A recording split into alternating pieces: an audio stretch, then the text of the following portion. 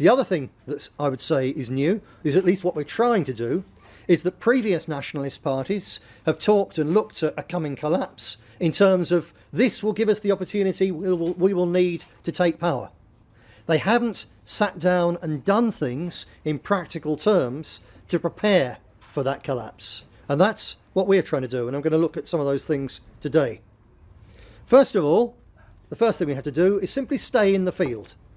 And as you know, over the last couple of years, there's been an immense amount of effort thrown at this party and the key individuals in this party, at various local as well as national levels, to take us out of the field. And as you know, we are still in the field, and nobody else is. For all the others, you put them all together, they're not 1/10 the size of this party and the impact of this party and the capability of this party. If anyone is going to do it, if anyone stands a hope in hell, it's this party. Nobody else. And there are good people in some of those other grouplets, and if they are good people, whatever our past differences, we need those people back.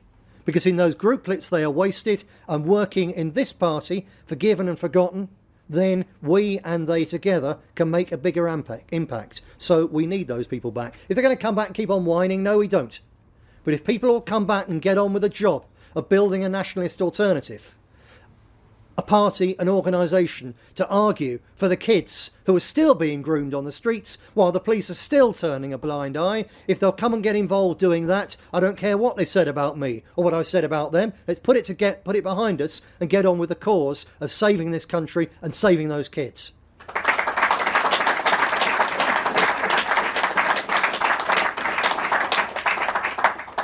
Out of all the groups, the most important one by a mile was the English Defence League, British Freedom Party.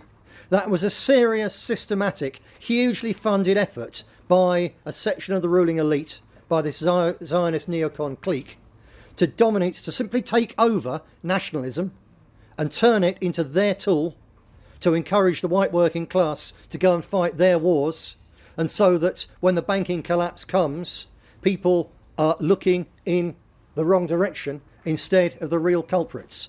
This party, we were approached. I was approached. We were offered money from the United States, and all they wanted was two things.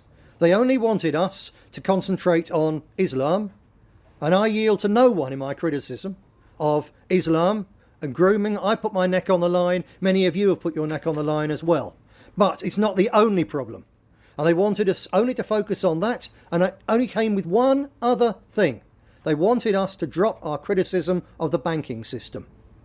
Those were the only two things. We had to concentrate on talking about Muslims, and we had to drop our criticism of the international banking system. And I refused, and we refused. That was in about 2007. And all hell broke loose really from that time, when systematically they tried to take this party apart.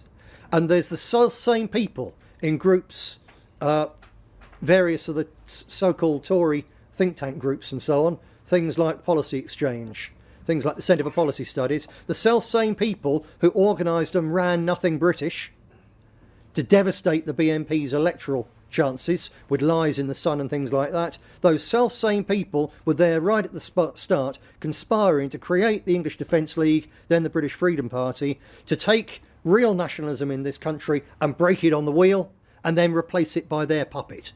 And we stood up to that, we faced it down, we've exposed it, and we've broken it. Their effort is broken, and we are still here. We are nationalism. We're going to stay nationalism in this country.